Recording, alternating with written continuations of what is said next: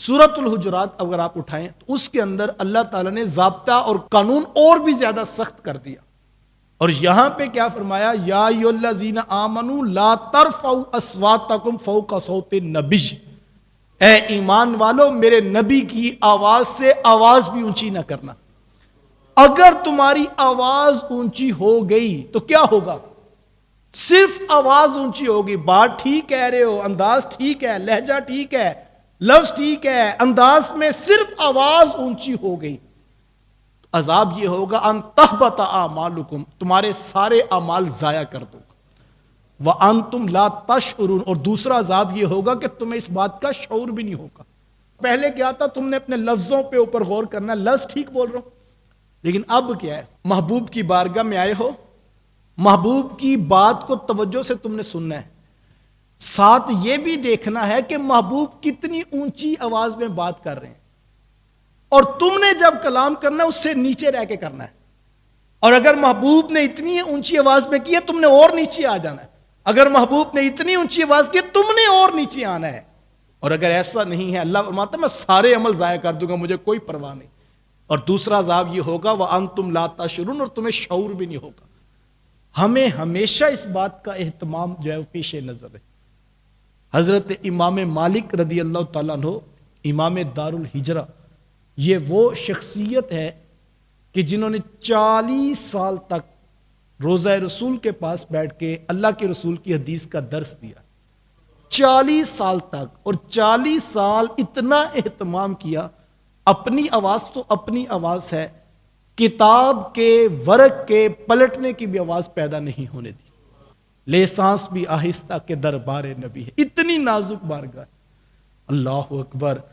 حضرت ابو بکر صدیق اور حضرت عمر فاروق رضی اللہ تعالی عنہما جب یہ آیت نازل ہوئی کہ اپنی آوازوں کو پست رکھا کرو، تو جناب ابو بکر صدیق رضی اللہ تعالیٰ عنہ اتنی آہستہ بارگاہ رسالت میں کلام کرتے کہ کبھی حضور کو یہ فرمانا ہوتا کہ ابو بکر ذرا دوبارہ بات کرنا، میں نے بات سنی نہیں ہے۔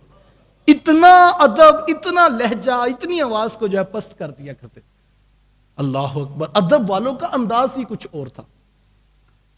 ہم ذرا اس پہ غور کریں، حضرت امام مالک رضی اللہ تعالیٰ عنہ اکثر ان کے کندھے زخمی رہا کرتے تھے، وہ مدینہ المنورہ کی دیواروں کے ساتھ لگ لگ کے چلا کرتے تھے۔ کسی نے کہا حضرت درمیان میں رستہ موجود ہے، درمیان میں کیوں نہیں چلتے ہو؟ کہا ڈر لگتا ہے کہیں اس جگہ پہ میرا قدم نہ آ جائے جہاں محبوب کا مبارک قدم آیا ہے۔ ادب والے تو اس بات کا بھی اہتمام کرتے ہیں۔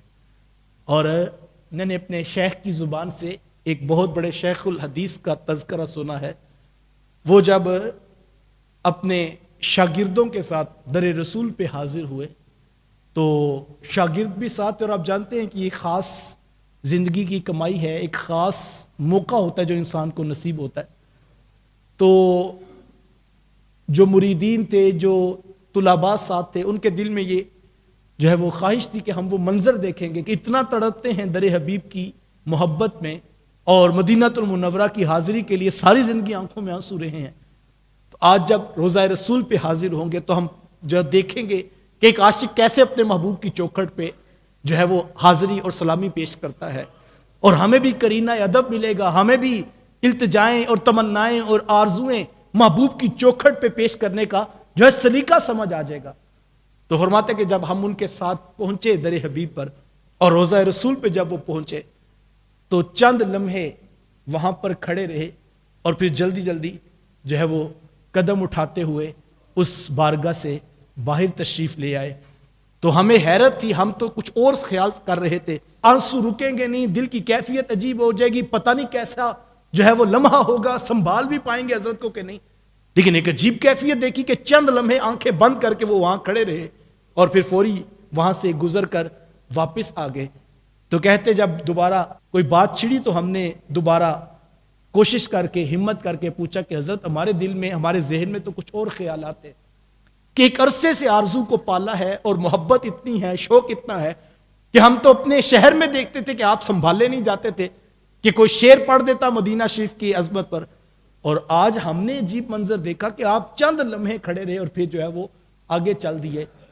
تو وہ بزرگ فرمانے لگے بیٹا میں نے ساری زندگی اپنی سانس کو روکنے کی مشق کی ہے کہ جب در حبیب پہ پہنچوں گا تو سانس بھی نہیں لوں گا. اور میں آج جب وہ لمحہ قریب آیا، جتنی دیر میں اپنی سانسوں کو روک سکتا تھا میں محبوب کی چوکھٹ پہ کھڑا رہا. اور جب میری سانسوں نے اب چاہا کہ وہ شور کریں گی تو میں نے در رسول کے روضہ رسول کو چھوڑ دیا کہ کہیں سانسوں کا شور بھی بے ادبی نہ کہلائے. یہ بھی ایک محبت کا انداز ہے، اور مجھے اور آپ کو یہی سکھایا گیا ہے. ادب پہلا کرینہ ہے محبت کے کرینے میں.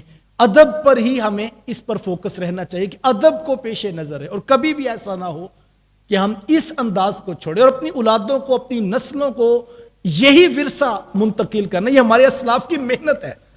یہ دین ہم تک آسانی سے نہیں پہنچا، کئی 100 سال کی جد و جہد اور محنتوں کے بعد یہ دین ہم تک پہنچا ہے.